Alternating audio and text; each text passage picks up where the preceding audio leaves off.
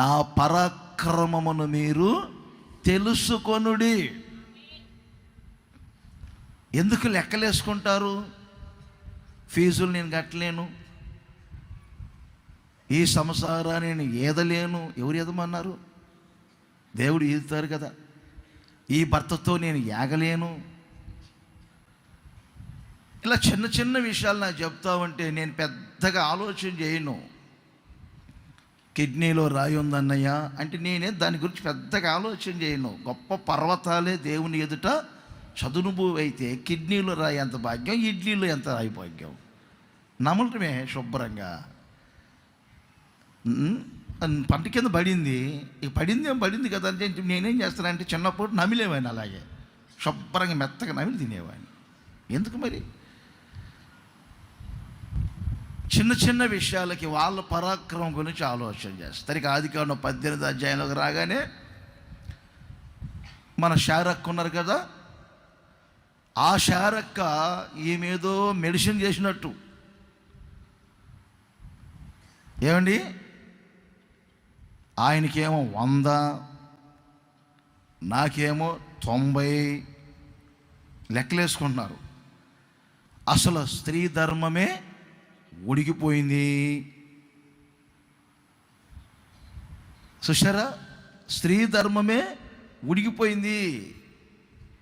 ఇక ఆ గర్భసంచి ఏమండి పిల్లల్ని గర్భం ధరించడానికి ఇక అవకాశం లేదు. ఈమె మెడిసిన్ చేసిందా? ఇది కష్టం. చూసి చూసి దైవ సేవకుల లోట్లో నుంచి ప్రభు మాట్లాడుతున్నారు. మో శారమ్మ, ఎందుకు లెక్కలేసుకుంటావా? ఏమైంది నీకు? ఆయనకు 100, మీరైతే అనేవాళ్ళు ఆయనకు 100 నాకు 100 అని. శారమ్మ అలా ఒకలాగా మాట్లాడుతూ ఉంటే అక్కడ ఒక మంచి మాట ఏమని రాయబడి తెలుసా? యెహోవాకు అసాధ్యమైనది ఏదైనా ఉన్నదా?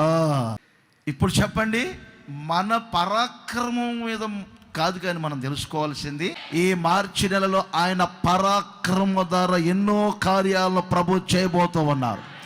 ఆయన పరాక్రమాన్ని మీ వ్యక్తిగత జీవితం కొరకు బయలుపరచబోతూ ఉన్నారు. మీ కుటుంబ వ్యవస్థ కొరకు బయలుపరచబోతూ ఉన్నారు. సంఘ పరిచర్యల కొరకు బయలుపరచబోతూ ఉన్నారు. చూడబోతున్నాం, మనం తెలుసుకోబోతున్నాం. మనమంతా ఒక ఊర్లో 2 ప్రార్థన చేస్తూ ఉంటారండి. ప్రార్థన చేసేవాళ్ళు 2 ఊరంతట్లో. వాళ్ళకి ఏదైనా చిన్న రోగాలు వచ్చినా, ప్రమాదాలు జరిగినా వాళ్ళ దగ్గరకు వస్తారు. వాళ్ళు 2 కలిసి ప్రార్థన చేస్తున్నప్పుడు వాళ్ళకి అద్భుతాలు జరుగుతూ ఉంటాయి. ఒకరోజు ఏం జరిగింది, ఒక ఆమె ఏదో ఊరి ప్రయాణంలో వెళ్ళారు. ఒక్కరే ఉన్నారు ఊరిలో. వారం రోజులు ఆ సహోదరి లేరు.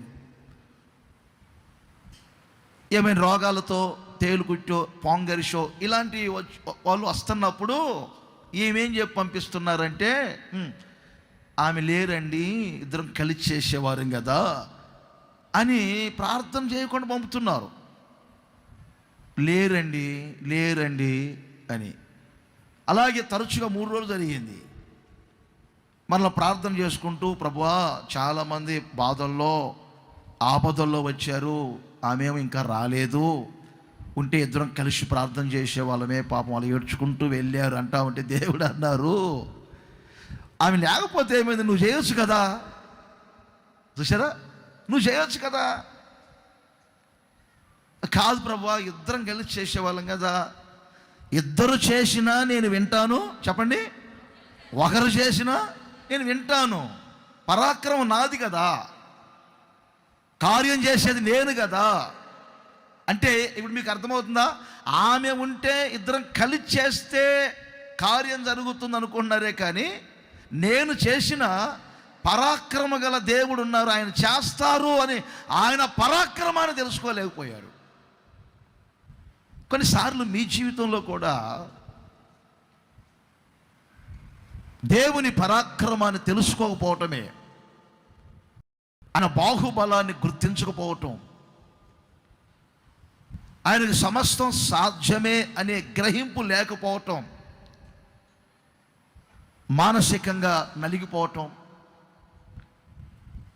భౌతికంగా కృంగిపోవటం, నా వల్ల కాదు, ఎంతకాలం నేను వీదాను సంసారాన్ని, ఇక నా వల్ల కాదు, నేను భరించలేను, నేను సహించలేను,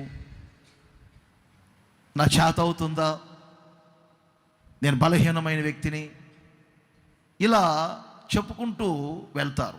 అలా కాదు. మనం ఎప్పుడు ఆయన పరాక్రమమును తెలుసుకోవాలి. ఆయన పరాక్రమమును తెలుసుకోవాలి. బలవంతుని చేతిలో గడ్డి పరక ఉన్న ఆయుధమే. మరొకసారి చెప్తున్నా, బలవంతుని చేతిలో గడ్డి పరకున్న ఆయుధమే. మన దేవుడు అనుకుంటే ఏదైనా చేయగలరు, ఎవరినైనా నిలబెట్టగలరు, ఎవరినైనా త్రిప్పగలరు. అసాధ్యమైన కార్యాలను సుసాధ్యపరిచే దేవుడు మన దేవుడు. ఎర్ర సముద్రాన్ని ఆరి నేలగా మార్చిన దేవుడు మన దేవుడు.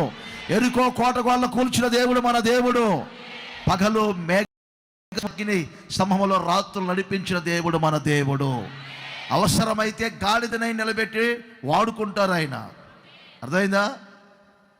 పరాక్రమము ఆయనదే, మనది కాదు.